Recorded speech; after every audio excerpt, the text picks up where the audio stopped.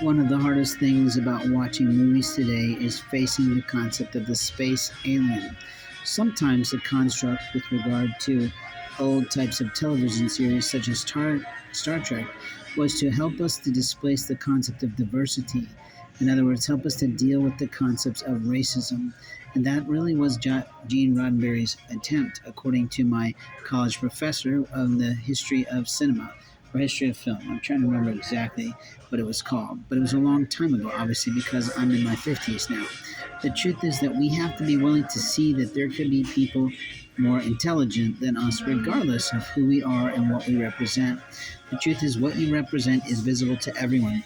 How you present yourself, what you do, what you say, it's all true. But when you're playing these games of, this is what I'm going to talk about, but I'm going to do something else in contrast, it doesn't bode well for your reputation.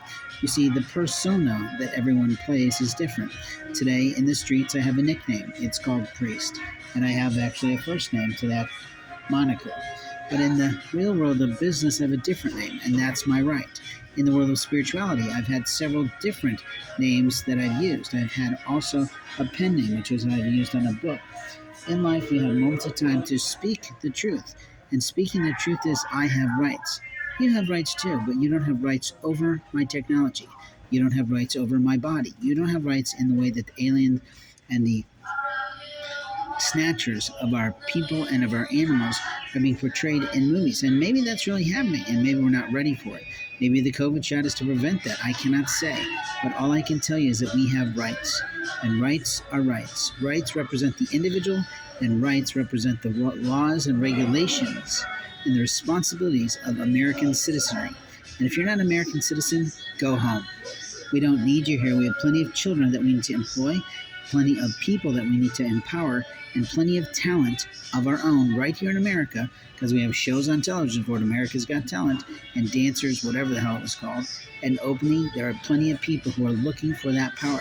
But the truth is, it's sort of a plight. It's sort of an illegal act in a way, in that we're teaching children to try so hard for something that may never come to pass.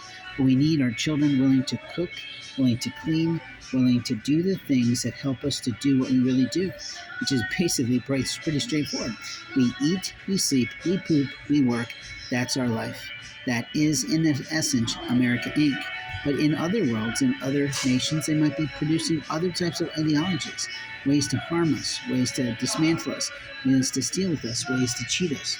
And openly, I don't know why my life was attacked, but it's been hard. It's been challenging. It's no picnic, but what I'm telling you is you have a right to make a difference. If you want to make a moment matter for me, you ask me how. But what's been amazing in this year and a half or so that I've tried to establish myself in a new community is how difficult it's been.